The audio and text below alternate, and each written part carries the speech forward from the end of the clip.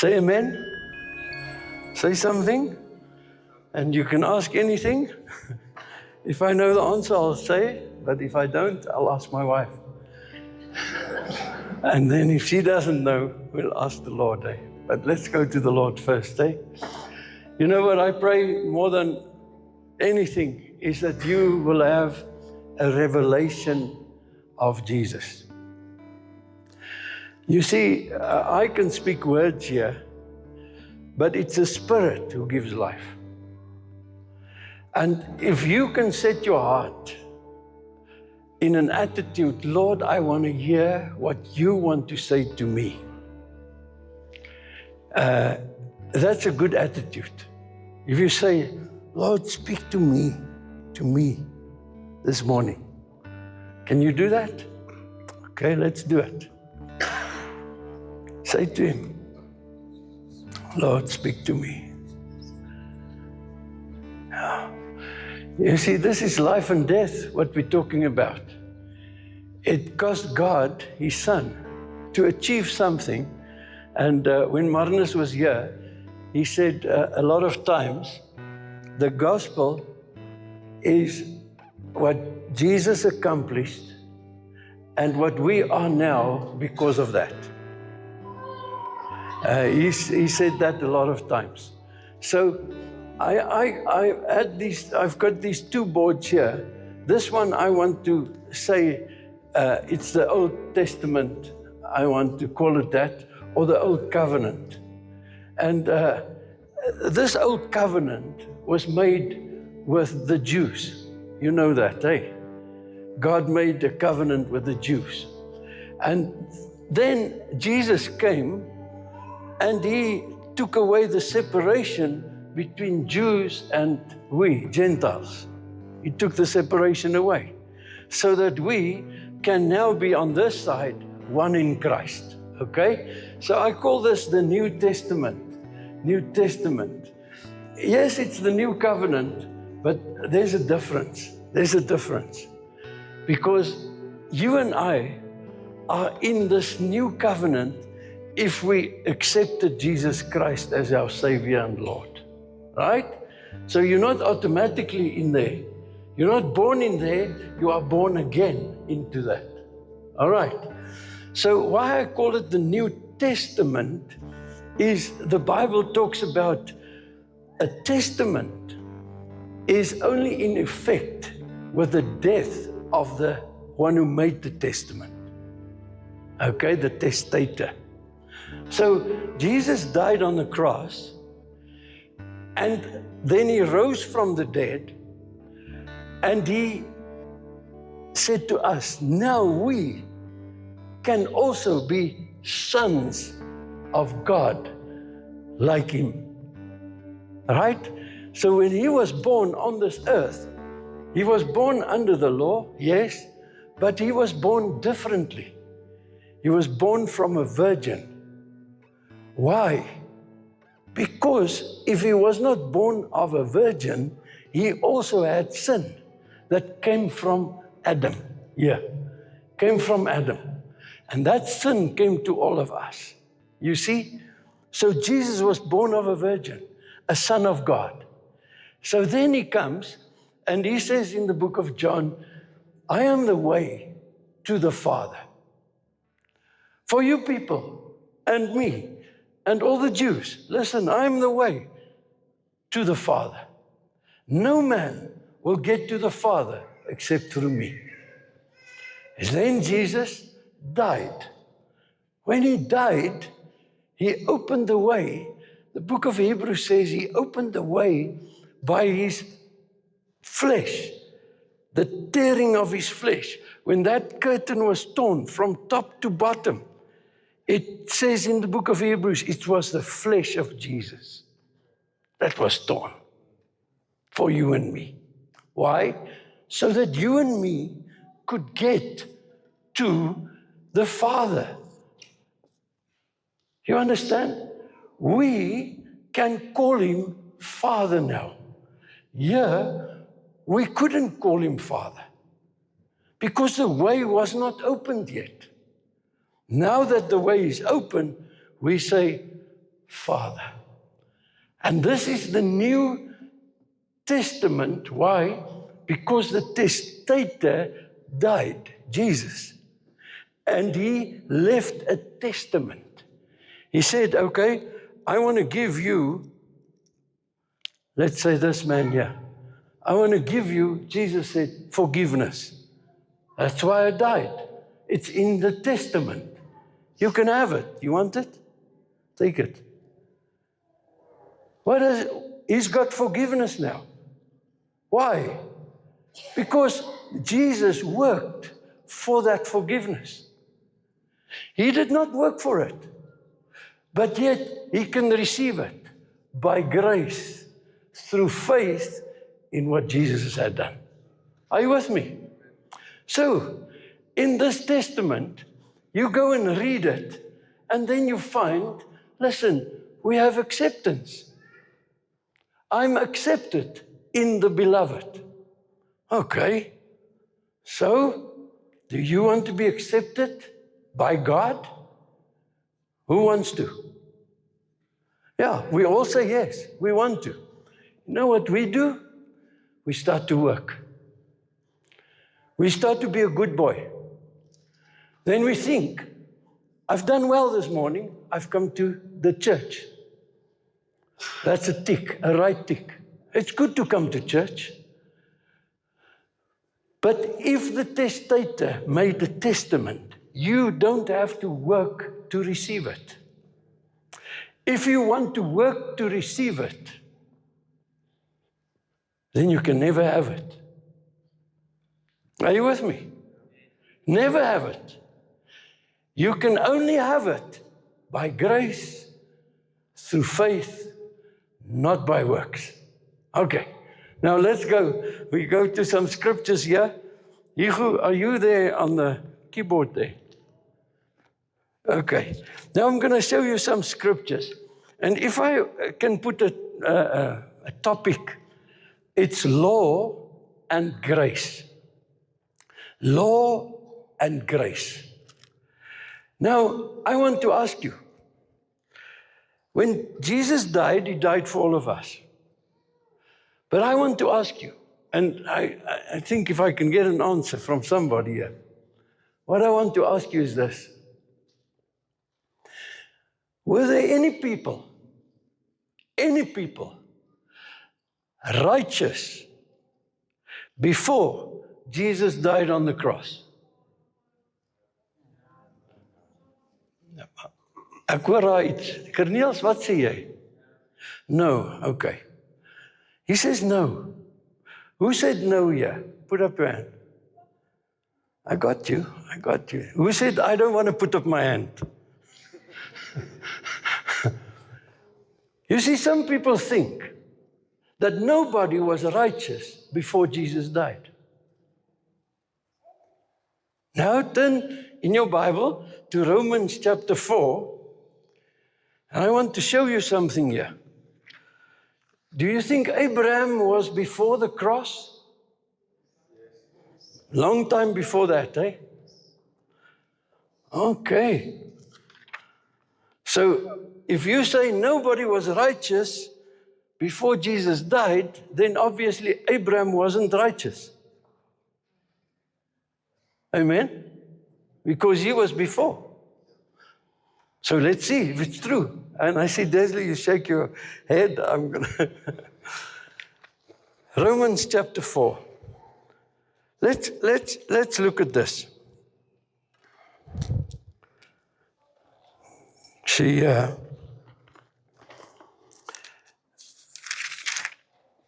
Romans chapter 4, and we can start at verse 1. What then shall we say? That Abraham, our father, has found according to the flesh.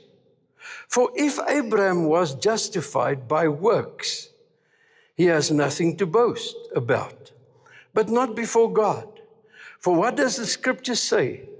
Abraham believed God, and it was accounted to him for righteousness.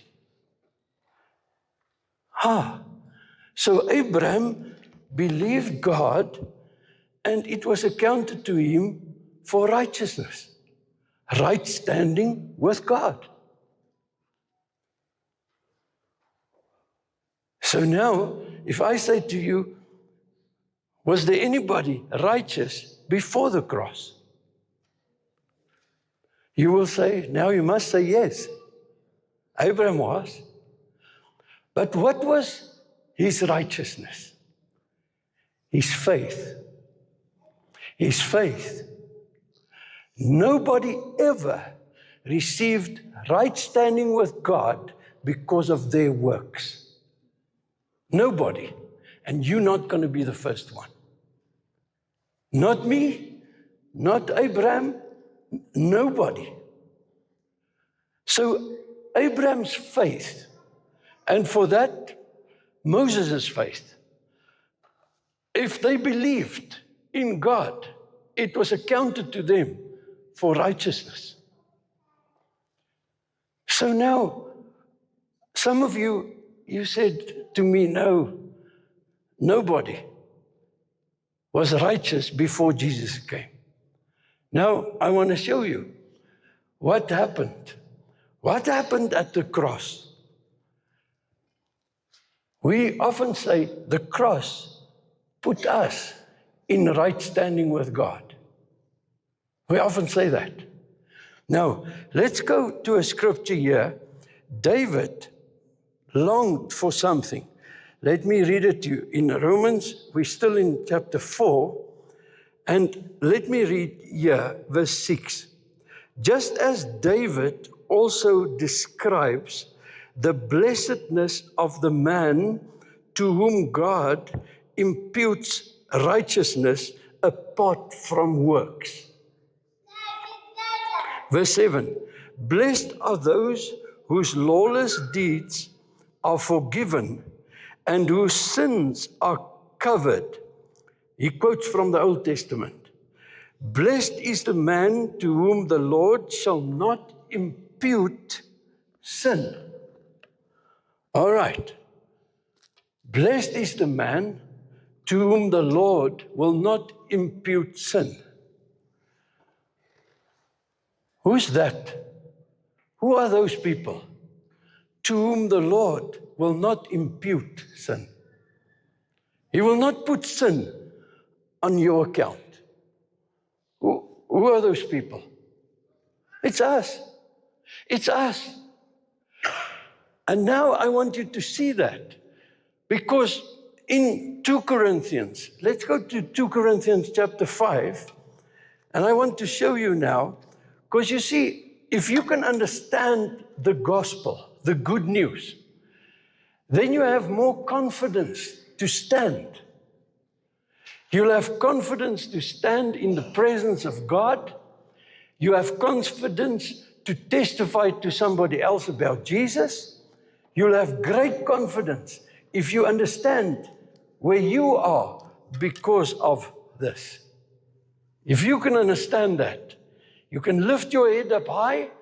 Even if you fall and make a mistake, you can still stand strong because of the work of Jesus.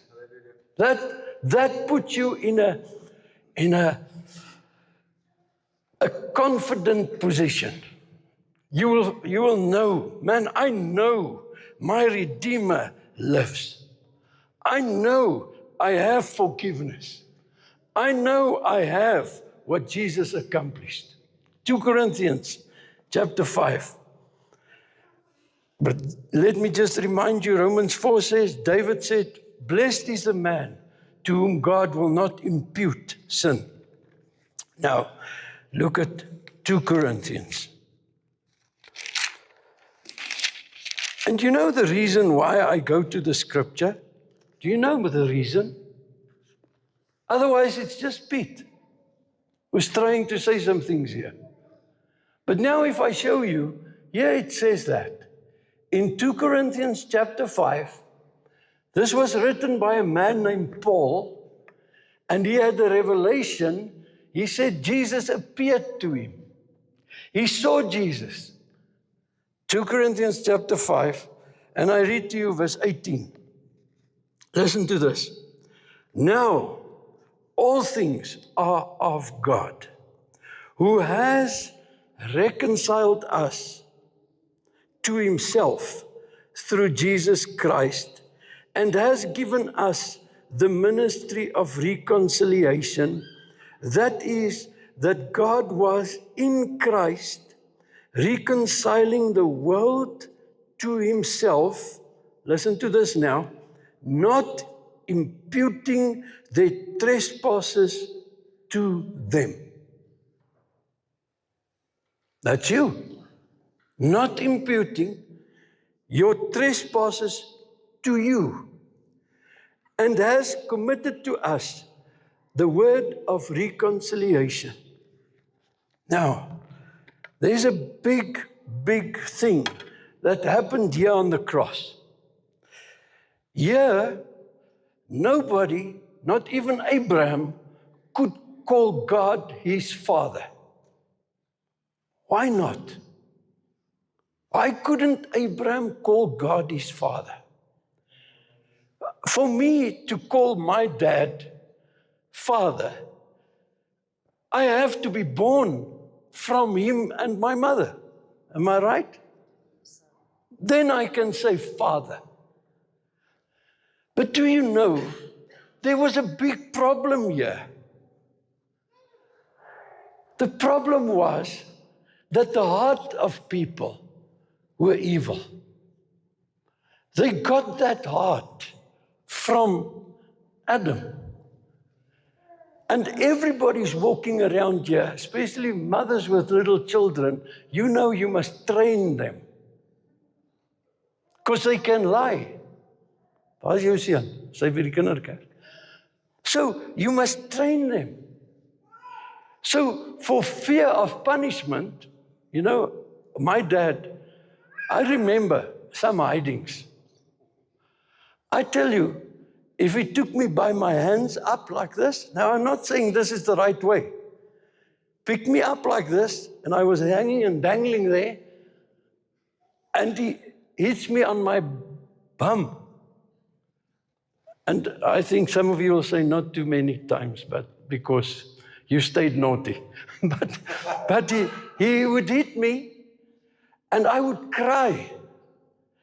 And for fear of punishment, I will walk straight. I'll try. Because I had a fear of punishment.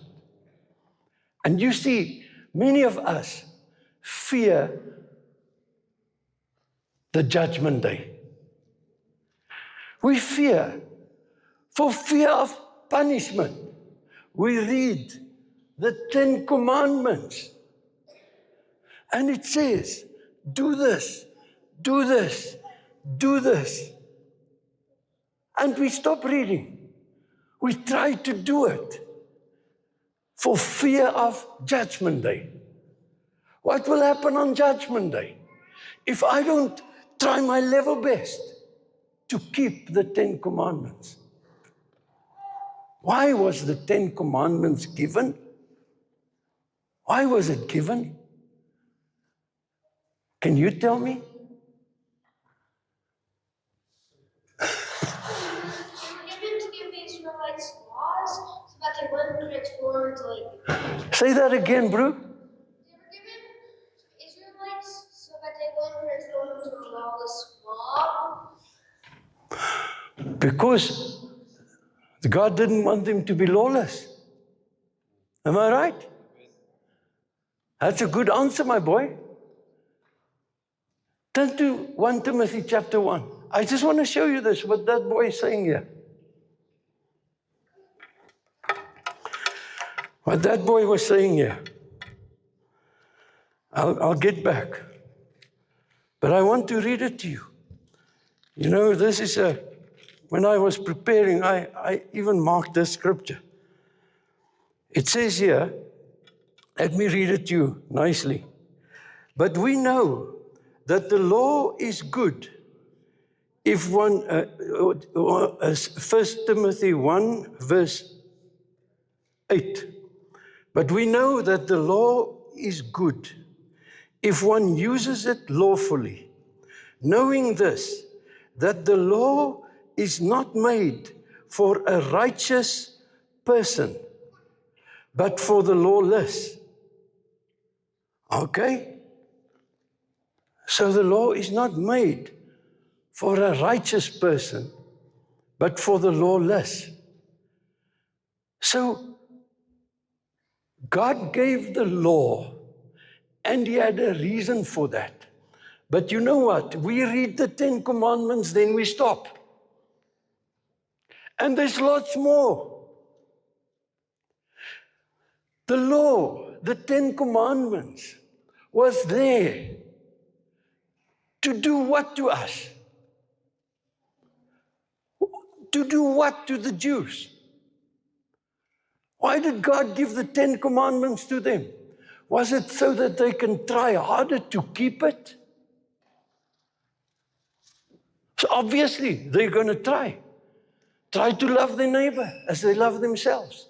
They're going to try. They're going to honor the Sabbath. They're going to try. But you know, if you read the book of Leviticus, you read the book of Exodus, you read the laws of God, do you know that there's laws of sacrifice? There's a trespass offering that's commanded. When Moses received the 10 Commandments, he also received all the others.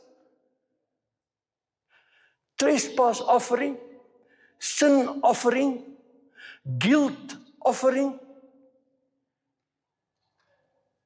You see? But we stop. We just read the 10 Commandments and we try our best.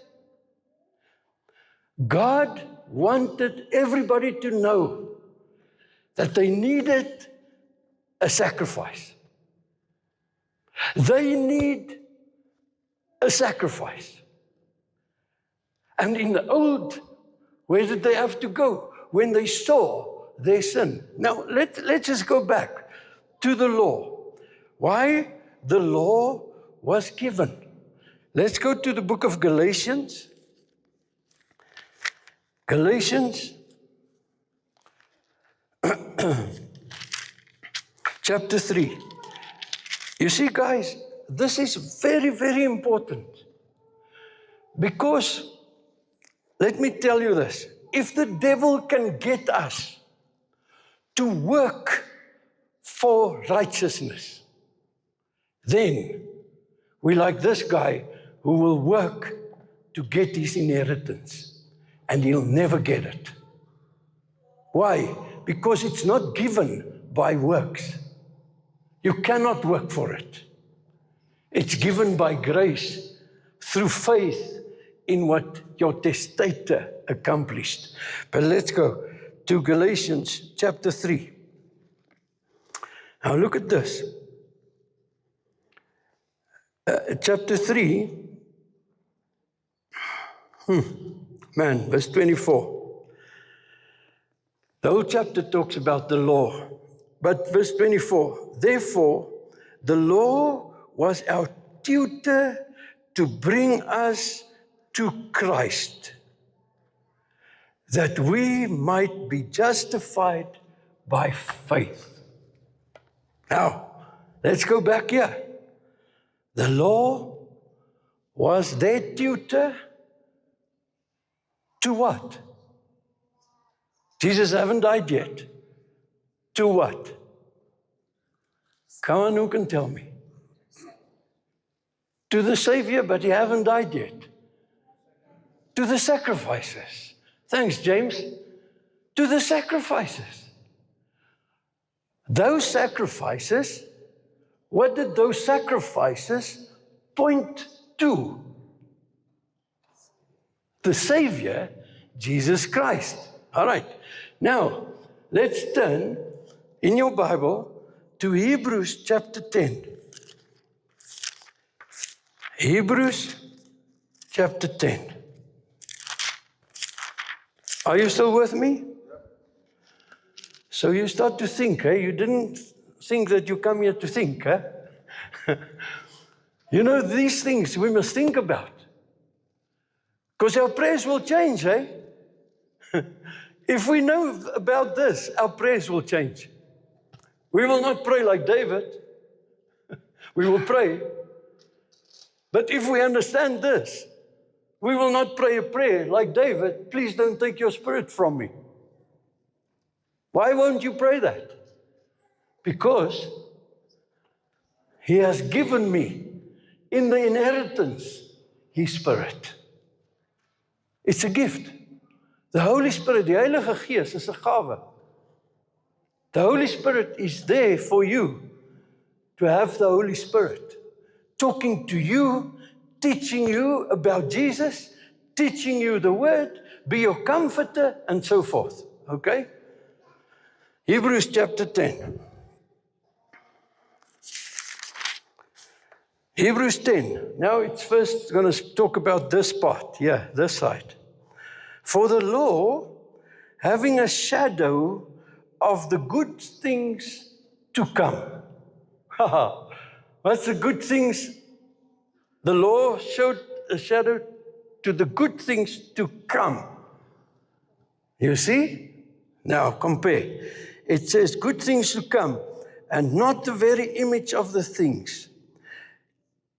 Can never, ever, with these same sacrifices, which they offer continually, year by year, make those who approach perfect. So it says, these sacrifices could not make the people who approach perfect.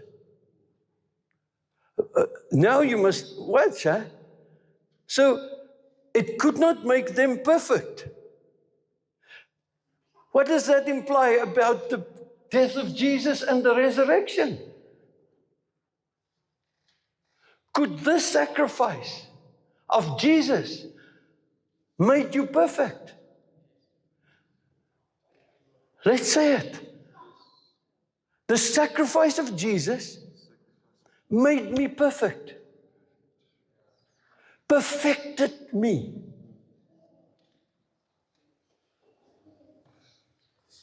Isn't that wonderful? You can stop trying. You can stop trying because of fear of judgment day, fear of punishment. You can stop trying to be acceptable. You can believe, and you are accepted in the beloved. Let me carry on with this. Listen to this. Hebrews 10, which they offer continually year by year, make those who approach perfect. For then,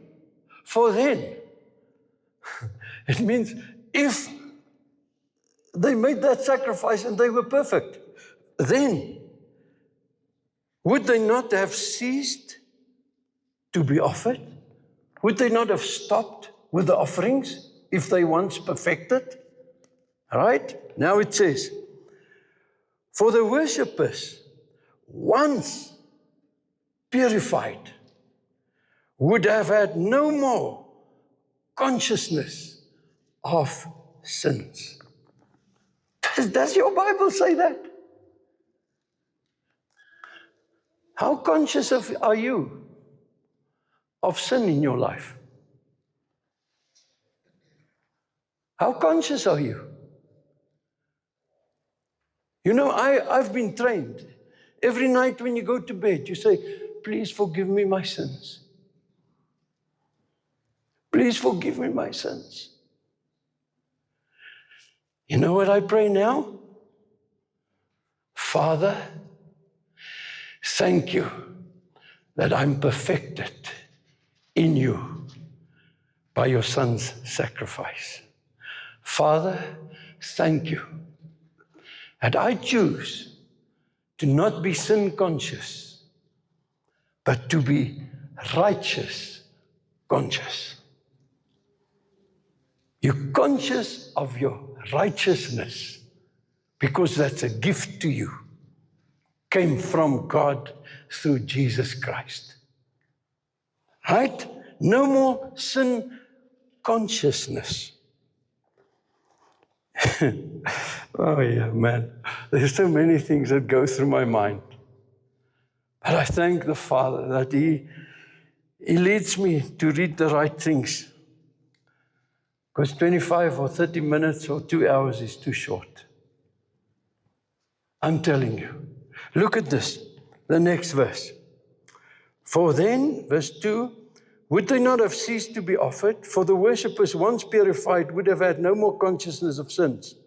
But in those sacrifices, there's a reminder of sins every year. So, there's sacrifices that reminds you of sin every year. Every year. Once a year, the high priest would sacrifice. Every day, the priest would sacrifice. A reminder of sins. A reminder of sins. You know why some of us are scared for Judgment Day? But just now, you've done something wrong, and you did 50% right, but 50% not right. And what will happen in Judgment Day? So you have a fear of punishment. You know why? Because you don't see the punishment that Jesus took. When you see that, you get born again because you accept that. You accept Him as your Savior. Now you're on this side. No more sin consciousness. Why not? Because He took my sin. I am now in right standing with God. Do I still do things wrong? For sure. There's not one of you that don't do things wrong. But those who say, I don't do a lot wrong, that one, he's a beggar. He's a drug addict. Him, me. I'm above him. Because you glory in your own works. But if you can see him and you on the same level, the difference is you've accepted Jesus Christ in your life and he's your right standing. And if that drug addict also accepted Jesus, but he's still hooked on drugs, you know what? He stands before the Father, blameless and spotless. And the religious guy, the guy who works to achieve his right standing, I'm talking to people about Jesus. I'm not a drunkard. I don't drink. I drink a little bit, but not that much. I smoke, but not that much. I smoke, but not dacha. You see, you're judging yourself according to your works. And God doesn't want that. Does God want you to be free from drugs? For sure He wants you to be free. Now, coming in for a close, can you believe it? I want to show you what's God's plan for you. Why did He do this? Why did He do this? Why? Let's turn to the book of Romans, chapter 6. Romans, chapter 6.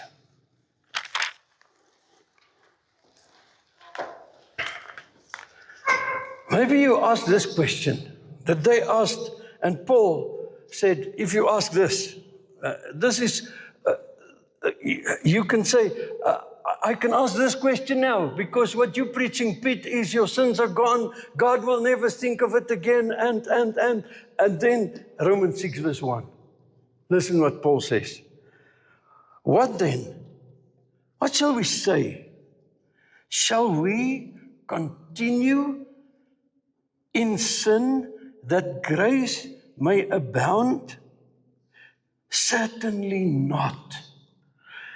How shall we who died to sin live any longer in it?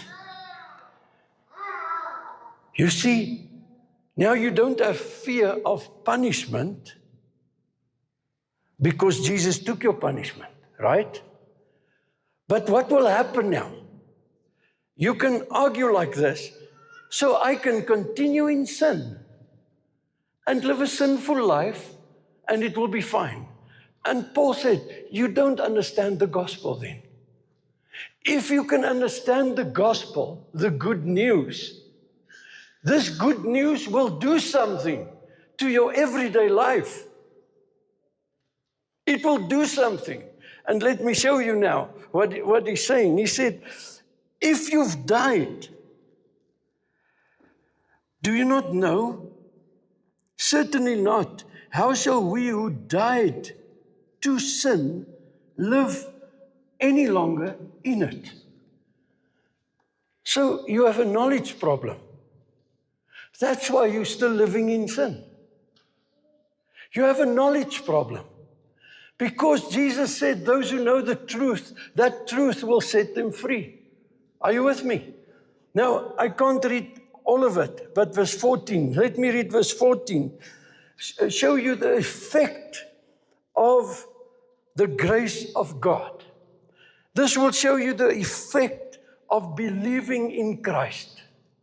This is what's surely coming for you. If you say, I'm a believer, this is what's coming. Romans 6, verse 14. It says, for sin shall not have dominion over you, because you are not under law, but under the grace of God. So, are you addicted to something? As a Christian, it's possible. Are you addicted? What must you do? Believe more in the grace of God. Look more unto Jesus, and you will see the effect will be you're less sick. That's true. You're less sick. 1 Corinthians 11, don't jump on your horse now. You will have less sickness in your family, in you, in your house. 1 Corinthians 11 says, why are many sick and weak, and some even died before their time? He says, because they don't discern the body that was broken for them. So it's a knowledge problem. Does God want you to prosper? For sure. Look at this side. Abraham prospered. Daniel prospered. David prospered. Now, on this side, Hebrews 8 verse 6 says, we have a better covenant with better promises. Yeah. Sure. A better covenant with better promises. Here, you call him Father. Why? You are born from the Holy Spirit, born again. In your spirit, right? In your attitude and your things that you do, there's always some areas that can change. But you have now, you can have dominion over sin, as you know the grace of God. Now in 2 Peter 1 verse 2, it says that grace and peace must be multiplied to you. That means you experience, you see it more, you dream it more, you eat it more, and you see the effect is you've been set free more and more and more. Praise God. Amen. What's the time? Can we close then? I think you got your message across very well. I think so. Okay, let's declare. Let's say after me, I declare. Jesus is my Lord. I make him my Lord. He's my Lord. I'm forgiven. I'm cleansed. I'm redeemed. I have no fear of judgment. Thank you, Father. You are my Father. Holy Spirit, you are my comforter. You teach me the path of righteousness. Thank you, Holy Spirit. In Jesus' name, amen.